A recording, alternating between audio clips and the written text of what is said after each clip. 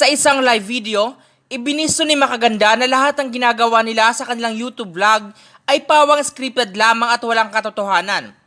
Makikita na hindi makontrol ni Makaganda ang kanyang emosyon habang ikinukwento ang mga masasamang ginawa sa kanya ni Christian McRae. Inireklamo niya na kinokontrol siya ni Christian McRae sa mga kanilang ginagawa sa video at ginagamit pa ang kanyang katawan upang makahakot ng views sa YouTube. Ngunit ayon sa kanya, ay maliit na halaga lamang ang nakukuha niya sa milyon-milyong kinikita ni Christian sa kanyang YouTube channel. Ayon kay Makaganda, ay 5,000 lamang ang nakukuha ng kanyang magulang kay Christian at minsan ay nagrereklamo pa ang nasabing YouTube vlogger.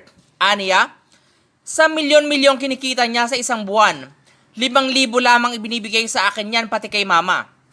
Nawala na rin di umanaw na kaibigan si Makaganda dahil mas pinili niya na manatili kay Christian sa kabila na ginagawa nitong masama sa kanya.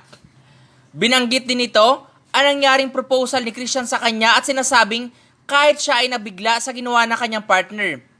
Sinabi ni Makaganda na hindi umano humingi si Christian ng basbas mula sa kanyang mga magulang.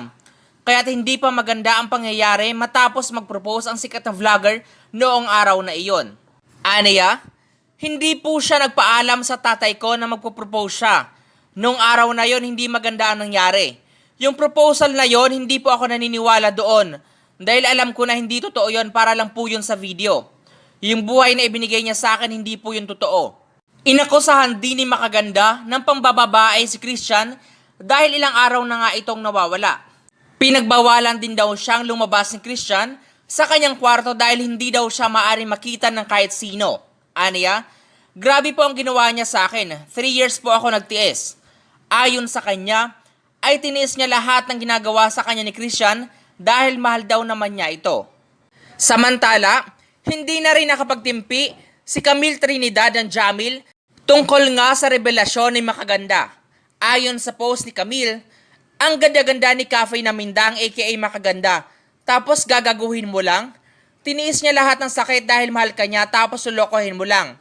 Tarantado ka, hindi ka niya deserve. Tsaka halata naman na di mo siya mahal. Imbis na kamay niya hawak mo noong sinugod siya sa ospital, camera hawak mo.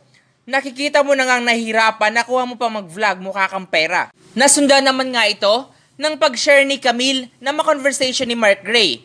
Lilagyan niya ng caption ng napakawalang hiya mo talaga.